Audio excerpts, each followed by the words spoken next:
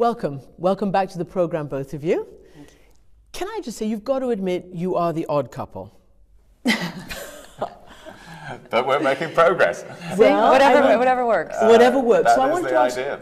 I want to ask you, what do you hope that Angelina will bring to this table? Well, Angelina brings what governments cannot bring. I think that this is why we work together and why it works on this subject, that you need a government, a major government of the world to be involved in this, with our diplomatic network, with our development budget, with our convening power to bring together something like this summit, to move motions at the UN Security Council and so on. But you also need to be able to reach people who are not usually interested in what governments say. And there are people who will take notice of what she says that aren't that interested in what a foreign minister of any country says. Let's be honest about it. Well, this is obviously something that you have taken very close to your heart. Your first film that you directed was about this issue, the violation of women in war in Bosnia.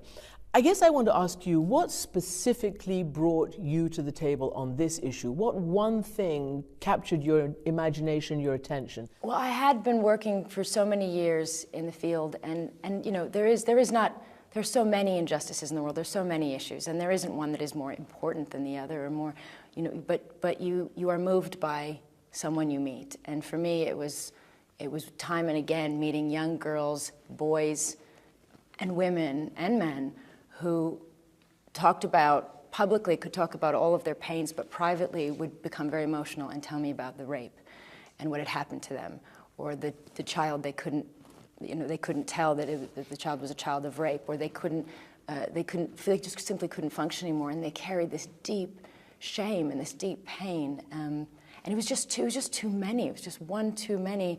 Where you looked around and think, how is it that I meet a girl that's been gang raped by 15 men with pipes and pieces of wood, and she's had fistula, and she's had to be sewn back together, and she's a child, and nobody's going to be held accountable.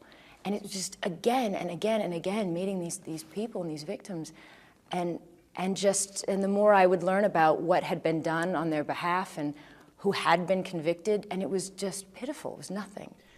So let me ask you then, Foreign Secretary, 12 years ago, we covered the landmark case at the War Crimes Tribunal in The Hague, where they deemed rape and mass rape in war, because of the Bosnia War, as a crime against humanity. You've called this summit here historic, but what would be different about this than what's already enshrined in law? Well, several things, I hope. One is that we will have agreed this week the international protocol on how to investigate and how to document these crimes. Very often, the reason that prosecutions don't succeed, even on an international basis, is the lack of evidence or the variable quality of evidence. And so this is the first time the world will have adopted an agreed format for such investigations, where countries can also share information. But in addition to that, there are countries that have been severely affected by this problem here this week presenting their action plans, how they strengthen their laws, how they train their armies, how they encourage their prosecutors, the whole range of actions that they need to take. So this, combined with the momentum that we're building up of the world talking about an issue it didn't want to talk about at all, and that's an important part of this, I think is very different from 12 years ago. I hope it is. Is this something you bring up in your bilateral meetings when you're meeting foreign ministers from the West or Africa or wherever else around the world? Do you always talk about this? It is the norm for me, wherever I am in the world, to be discussing this issue with other foreign ministers or prime ministers or presidents and asking them for support for survivors of sexual violence, to attend the summit, to sign our declaration, to change their domestic laws. Do they get uncomfortable? I mean, for instance, in the DRC, which is known as the rape capital of the world, they don't even consider rape in war as a crime. It's just something that happens. Well, I think at first what I found 2 years ago, as you say, is some shock from other ministers that this is one of the top subjects the British Foreign Secretary is raising when he visits a country. There's some surprise to begin with. Of course, they're used to it now, and a country like the DRC is now sending ministers to this summit. They are producing plans. They are taking the subject seriously. The President has discussed it with us. Now, this in itself brings about change over an agonizingly long period, of course, But this in itself, us going around talking about it, brings about change. But we want to see real practical action in many individual countries as well. Angelina, when it comes to justice, what do you think has to happen to have justice and accountability? Well, a large part of it in the center of what we're doing is in order to end impunity, we have to not just bring awareness of the law, but also make sure that we have the ability to collect the evidence and we help people to understand how to, for example, in Congo, working with doctors and local lawyers to work together to be able to collect, preserve, and be ready to present the evidence to start having prosecutions, to start having people end up in jail. And that's what's going to finally make the difference, because like in Nigeria, like in India, around the world, it's very obvious that these men believe they will get away with this because they have, and they will continue to unless we really are able to enforce the law. A British-based NGO called Freedom from Torture recently brought out a report.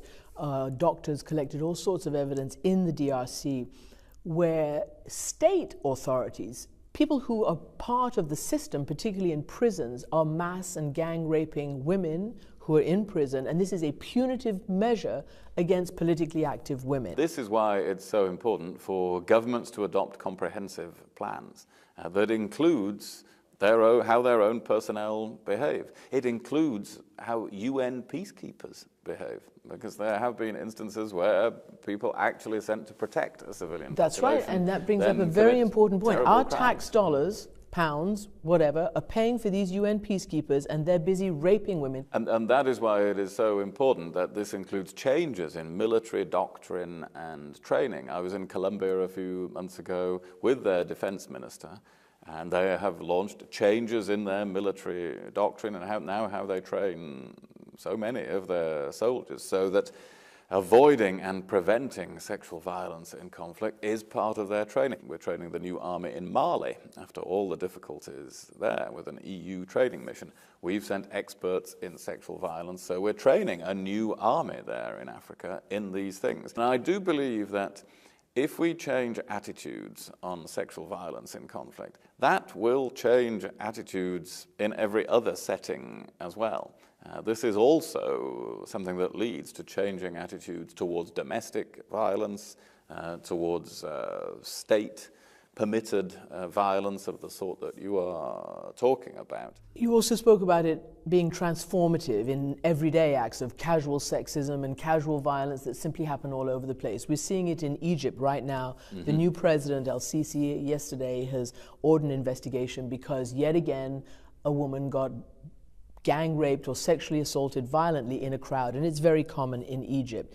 But what struck me was the casual acceptance of this by the kids. They had interviewed a bunch of boys who said, oh yeah, they're asking for it, or oh, if she was just covered in her veil, we wouldn't touch her. How do you change society's attitudes? Well, I think there is also, as we speak about empowering women, we need to empower men and boys. There are many great husbands and leaders who love and support women, and as a part of the education of young boys, they need to feel that they have a duty to protect their sisters and their wives and their mothers, and they see it as a strength, and they see assaulting women as a weakness and something that they would be ashamed to do. We put the shame on them, not on the victims of rape, on these people that attack women. So I think if we can help to inspire and encourage and raise the generation to understand and empower them, it will make a difference. Even in your own country, the United States of America, there's a major effort underway by many female senators to try to get justice for American women in all branches of the military who've undergone tens of thousands of sexual assaults, rape, and everything else. And yet they cannot get the justice of a fair and independent adjudicator. It's still within the chain of command, and the military says, no, that's the way we do it. Yes, I think that's going to be an extension of my work on this issue, to deal with that and to work with. I have spent a lot of time speaking to soldiers and people on this particular issue, and have actually been starting to work on a project relating to this. And I believe it's over 85%, maybe 90% of women who are there have all been sexually assaulted who are soldiers. And and there is, again, it's the same situation where they've gotten away with it. So many people continue to get away with it, and especially people in the military, especially people whose lives are to protect others. When they violate the law, it is 1,000 times worse. It is not only a crime. It sets a bar across the world that you can do this.